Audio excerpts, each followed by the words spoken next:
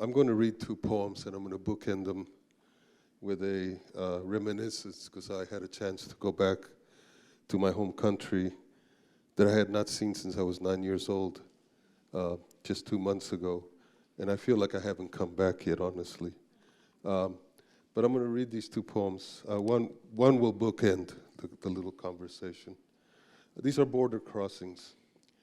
Their spirits walked across the plain, rivers, hills, and mountain ranges, along ancient paths carved by roaming herds, herding south farther from their winter snow and ice. A carved line defines the Badlands, as ashes and distant fires range along the banks of the Platte and Colorado, 5 rings beneath the shelter of rock overhangs, or in the openings of caves above the winding rapids, or water flowing south deadly along the arroyos, canyons, and valleys, tracking with the flocks and the seasons. Torn vestments, strands long since turned to dust and carried along like the whispers of faces around the communal fire, with songs flicking in the air like lightning bugs, the crackling embers of brush mesquite, aspens, oaks, walnuts, sentinels. A whistle resonates across the desert and rustles the wide grass of the plains, howls along the ridge of mountains, wakes spirits, the bridge and the way to that home beyond the 4 corners. The elders carried it in suede pouches and blessed the path with sage and oils. The old women built monuments of stones, marked the brown and red earth that seeped through veins into the heart, the tracks of buffalo and boar, puffs of dust, signposts for the return. Many migrations south till the histories reside in the chants of curanderas and the dance of shamans and elders, the detritus of people on the move, swallowed whole to disappear into a tremor, a memory, instinct, a pale reminder of a path back to the beginning, to the womb, to the motherland. A squat, thick-chested brown man walks along a river valley heading north. His eyes cast downward to the dirt and rock beneath his feet. He studies the topography in blinks. Now and then he stops, gathers rocks and pebbles, mounts them on top of each other, recreates the sturdy towers no more than a foot off the dirt. He reconstructs the ancient highways. He is the indigenous returning to the land. Thank you. So, I really don't know what's going to come out of my mouth, honestly. But I will tell you this. When I was much younger, and I know exactly the time, 1988, I had a chance to go to Chile. And it was the Chile of Pinochet. I was an ardent supporter of the people's struggle in Chile when Salvador Allende came to power. And in my mind, there was this beautiful gathering of potential, of what we could be if allowed to really exercise our democratic rights. Salvador Allende was a good friend of one of my favorite poets, Pablo Neruda. He was my poet when I was younger, him and Federico Garcia Lorca. And so for me, it was very strange to be in Chile, to actually hop across Colombia and head to Chile. But I do remember distinctly this incredible emotion that happened to me as the plane came across the ocean, because actually I had to go to San Francisco to Vancouver, catch a plane on Air Canada to come back down. It's coming off the ocean, and I'm looking out the window, and I happen to just see the coastline of Peru come into focus. And as I looked down, I saw these houses, and they reminded me of the houses that I grew up in, or that I saw when I was a child in Colombia. And immediately, I felt this incredible sense of belonging to something I had not been feeling since I'd been in this country. And in that moment, I heard the language. I smelled the food that I used to eat as a kid. I heard the conversations. I saw the colors, things that I have denied or been denied to me all my life being in this country. And that sense has never left me. It was in that moment that I felt I was coming home. And it is for that reason that sometimes I wonder why I keep coming back here.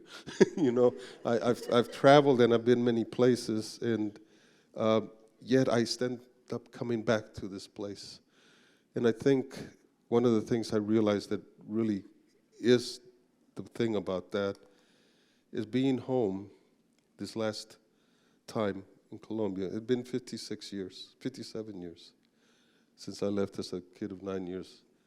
The people. Home is really where your people are. And that thing that is people is a broad family. It's a huge family. I have been so fortunate, and as I look around in this room, this is the most comfortable I am in most rooms.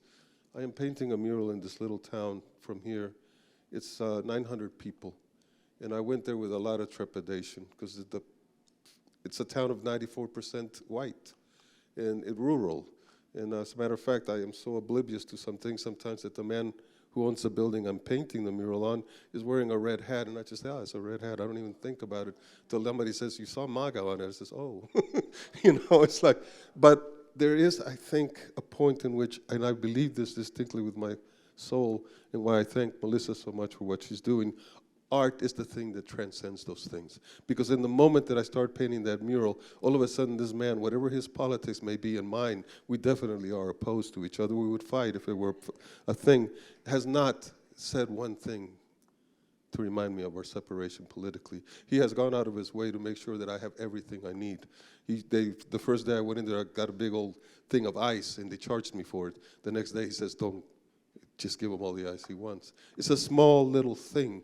But in that moment, I realized art is making that connection. Art is taking whatever he may have thought. I'm sure he didn't expect a brown man coming into his place to paint this mural, but he has opened up to that. And that is the thing that I found when I went to Colombia. There was an openness that said to me, you've never left. This has always been your home. And the moment I felt it was I was going through immigration, and as I'm showing my work, I have my American passport, and the guy looks at me and says, you speak Spanish? I said, yes, I do, and we're speaking in Spanish. And he says, but, so where's your cédula?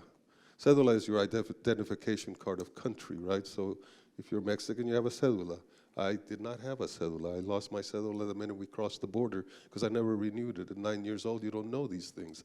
But the man says, you're Colombiano. How the hell do you do not have your cédula? I said, I didn't know I could have one. But at the same time, he said, get it. And in that sense, I'm beginning to realize we belong to a broader community, a community that is so open that if we can just try to show and bring people into it, we actually grow our humanity.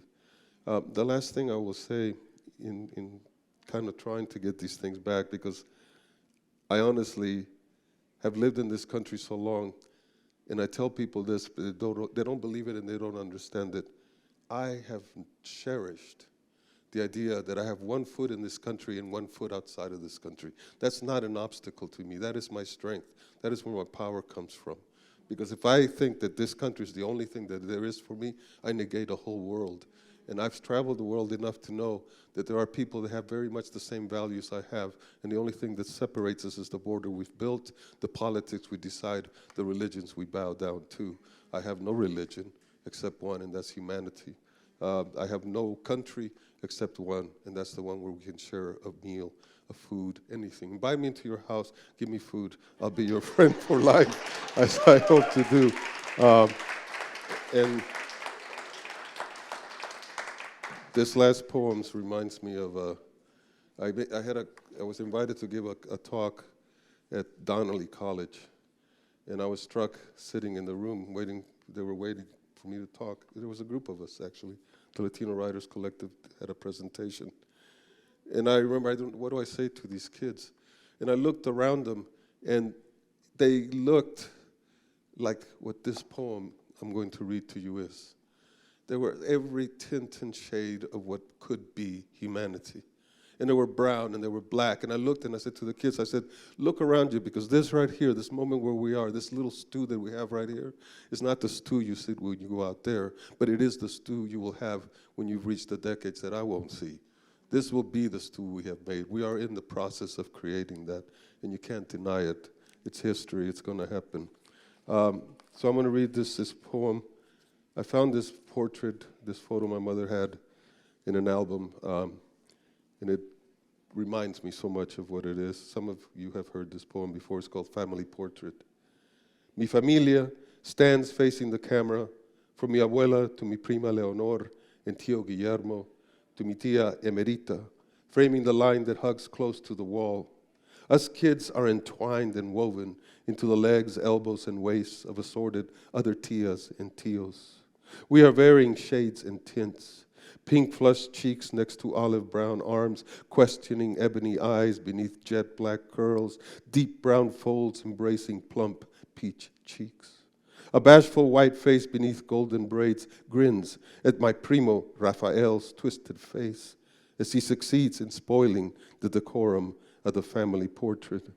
And then the stern look of mi abuelita as she eyes the children that any moment threaten to spill across the polished floor like a stew about to overflow the boiling pot, as if with one look she can hold us back in the container, in the very pan that has stirred our different flavors into this mix of savory, Creole, mestizo more from the sands of Arabia and the broad stretch of Africa and the spreading tubers of Al-Andalus like Extremadura and Catalunya, and the indigenous migrants from the north, and the bridge to the ancestral lands, to the mother, to the patria, to the folds of the Rift Valley.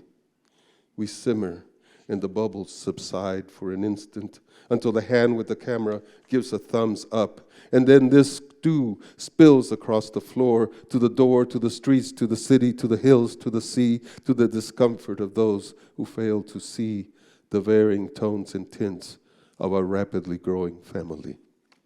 Thank you so much, Melissa.